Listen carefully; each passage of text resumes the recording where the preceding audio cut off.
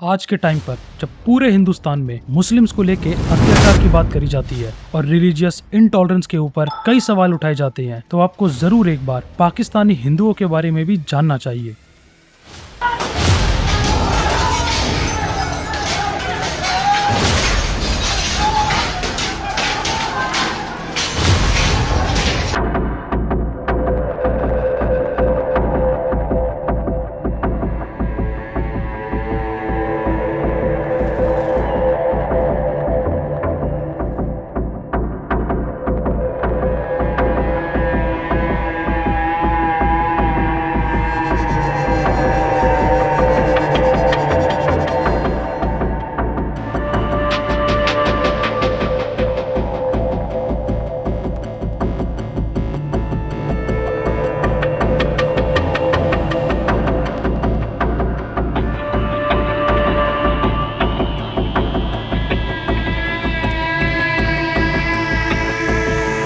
Force conversion होना, लड़कियों को किडनैप करके फोर्सफुली मुस्लिम कम्युनिटी में शादी कराना, डिस्क्रिमिनेशन होना, पाकिस्तानी लॉज जो कि हिंदुओं को एक्सप्लॉइट करते हैं, स्कूल की किताबों में हिंदुओं को डेविल और देशद्रोही की तरह दिखाना, टेम्पल्स को डिस्ट्रॉय करना और आए दिन हिंदू देवी देवताओं का मजाक उड़ाना। कुछ ऐसे ही हालात हैं पाकिस्तान में रह रहे हिंदू परिवारों की। लेकिन इन सब चीजों को समझने के लिए हमें थोड़ा पीछे जाना पड़ेगा।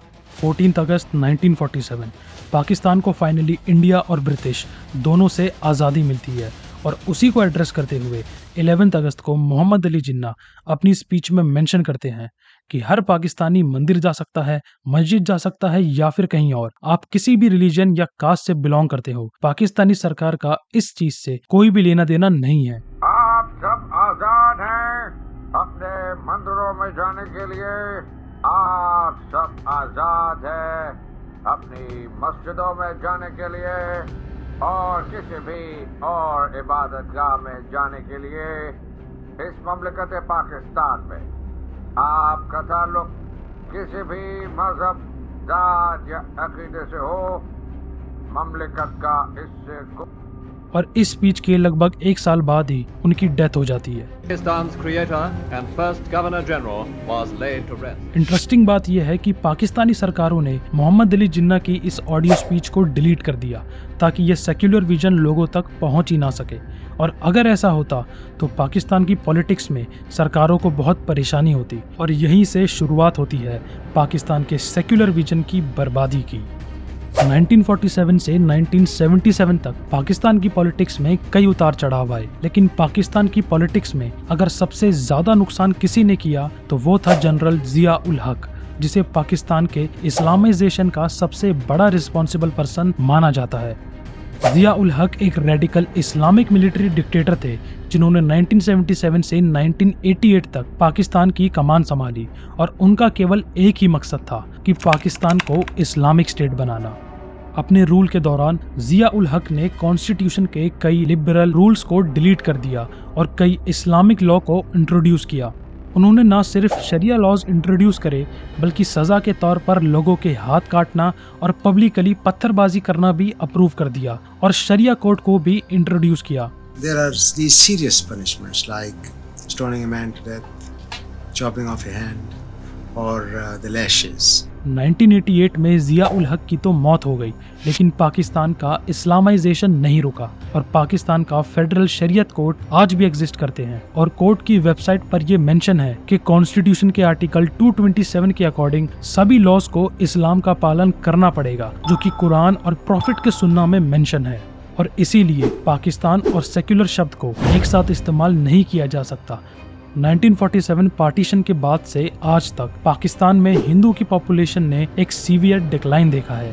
पाकिस्तान एक समय पर हिंदुओं की एक समृद्ध और प्राचीन आबादी का घर था, जो 3000 साल से भी पहले इंडस वैली सिविलाइजेशन से जुड़ा हुआ था। पार्टीशन के समय पर पाकिस्तान में लगभग 14% हिंदू पॉपुलेशन हुआ करती थी, जो कि घटकर सिर्फ 2.14% रह गई, और इसमें सबसे मेन कारण है immigration. Moreover historically large Hindu cities जैसे कि लाहौर में तो और भी बड़ी गिरावट देखने को मिली, जहां अकॉर्डिंग टू सेंसस 1941 में सिख्स और हिंदूज की पॉपुलेशन लगभग 35% हुआ करती थी, जो कि लेटेस्ट सेंसस 2017 में 1% से भी कम निकली, वो भी बस 2 फंक्शनिंग हिंदू टेम्पल्स के साथ। पाकिस्तान की पॉलिटिक्स में हिंदू हमेशा से ही मजाक का पात्र रहा है। ये इमरान खान का फोटो देखिए, जहां उन्हें भगवान शंकर के रूप में दिखाया जा रहा है और फोटो के उर्दू कैप्शंस में लिखा हुआ है कि यूथियों का न दीन है न ईमान है, उनका सिर्फ इमरान भगवान है। Maryam Nawaz Sharif, former prime minister Nawaz Sharif की बेटी को काली के रूप में दिखाया जा रहा है और इस फोटो के हैशटैग का मीनिंग है दूसरा रूप। अब शायद हिंदुस्तान में ये बात शक्ति का प्रतीक के लिए इस्तेमाल होती, लेकिन पाकिस्तान में इस फोटो के जरिए ये बताने की कोशिश करी जा रही है कि मरियम शरीफ पर भरोसा नहीं किया जा सकता, क्योंकि हिंदू भगवान की तरह ही मरियम शरीफ के भी कई रूप हैं। और ये फोटो पोस्ट करी गई थी इमरान खान के ही एक पार्टी मेंबर ने, और ऐसा कई और बार भी देखा गया है जहां हिंदू भगवानों को पाकिस्तान की पॉलिटिक्स में मजाक के तौर पर इस्तेमाल करा गया हो। अब इन हिंदुओं को टारगेट करने की वजह को समझने के लिए एक बार देखते हैं कि पाकिस्तानी किताबों में हिंदुओं के बारे में क्या लिखा गया है। ये 11वीं और 12वीं जमात के लिए है। पेज नंबर 33 पे ये लिखा हुआ है, इंसानियत दुश्मन हिंदुओं और सिखों ने हज़ारों बल्कि लाखों औरतों, बच्चों, बूढ़ों और जवानों की इंतहाई बेदर्दगी और संगदिली से कत्ल किया और बेआबरू किया। मतलब ये क्या बताने की कोशिश कर रहे हैं इस किताब के अंदर? इंसानियत दुश्मन हिंदू और सिख, मतलब इनकी नज़र में ये पहले ही बना हुआ है कि हिंदू और सिख जो होते हैं वो इंसानियत दुश्मन होते हैं। ये जो चीज़ लिखी हुई है ये तो बिल्कुल उलट है। तो मैं क्या पढ़ूं? वो जो मैं देखूं, वो जो मैं पढ़ूं। ये चीज भूल गए कि बहुत से हिंदू हैं जो पाकिस्तान को आगे करने के लिए भी काम कर रहे हैं। US commission on international religious freedom की रिपोर्ट ने मेंशन करा कि पाकिस्तानी किताबों में रिलीजियस बायसनेस की एक बहुत बड़ी प्रॉब्लम है। पाकिस्तान की 10th क्लास की बुक यह कहती है कि इस्लामिक रिलीजन और कल्चर नॉन मुस्लिम से काफी अलग है, जिसके कारण हिंदुओं के साथ कोऑपरेट करना नामुमकिन है। और ये सिर्फ उर्दू टेक्स्ट बुक नहीं कह रही, साइंस की बुक में भी इस्लाम की छवि दिखाई देती है। चार्ल्स डार्विन की इवोल्यूशन थ्योरी के बारे में लिखा है कि चार्ल्स डार्विन की इस थ्योरी को मानना नामुमकिन है और एक बुद्धिमान व्यक्ति को यह मानना चाहिए कि अल्लाह ने अपनी शक्तियों से सभी जीव जंतुओं को बनाया है। उनकी किताबों में हिंदुओं के लिए झूठे हिट मैसेजेस भी शामिल हैं और उनको अत्याचारियों के रूप में भी डिपिक्ट करती हैं।